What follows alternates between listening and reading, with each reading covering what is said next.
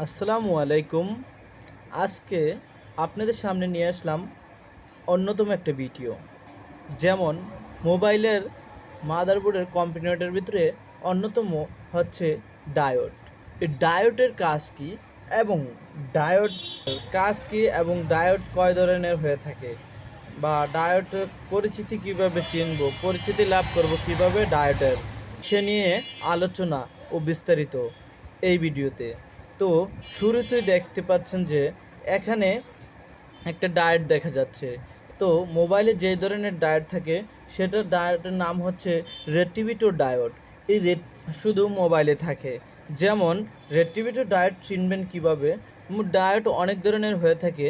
রেটিভিটো diet হচ্ছে যেটাতে এইদিকে দেখতে পাচ্ছেন একটা দাগ দেখা যাচ্ছে, দাগের অংশ দেখা যাচ্ছে, এরকম হচ্ছে ডায়েট চিনার আকৃতি। তো ডায়েট হচ্ছে কালো থাকবে আর দুই সাইডে দুটি পায়া থাকবে এবং এক সাইডে একটা দাগ থাকবে। দেখতে পাচ্ছেন এখানে নিচুর সাইডটাতে একটা দাগ আছে। তো ডায়েটের কাজ কি? ডায়েটের কাজ হচ্ছে বিদ্যুৎকে একমুখী করা। যেমন একটি উদাহরণস্বরূপ বুঝাচ্ছি।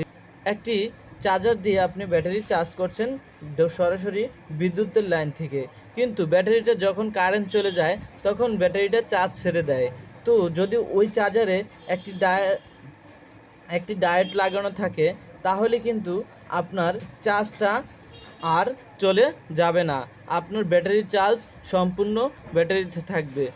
মূলত ডায়োডের কাজই হচ্ছে বিদ্যুৎকে একমুখী করা, মানে একদিকে যাওয়া, দ্বিতীয় দিকে আর যাওয়ার কোনো অপশন নাই। এই রেটিভিটিভ ডায়োডের আরেকটি ডি, ডায়োডের লেটার হচ্ছে ডি।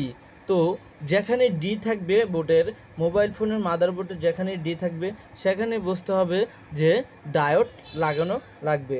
তো আজকে আমার এই ডায়োড নিয়ে আলোচনা কেমন হয়েছে আপনারা অবশ্যই কমেন্ট বক্সে বলে যাবেন। আর আমার ইউটিউব চ্যানেল যদি নতুন হয়ে থাকে অবশ্যই চ্যানেলটি সাবস্ক্রাইব করে যাবেন। আল্লাহ হাফেজ।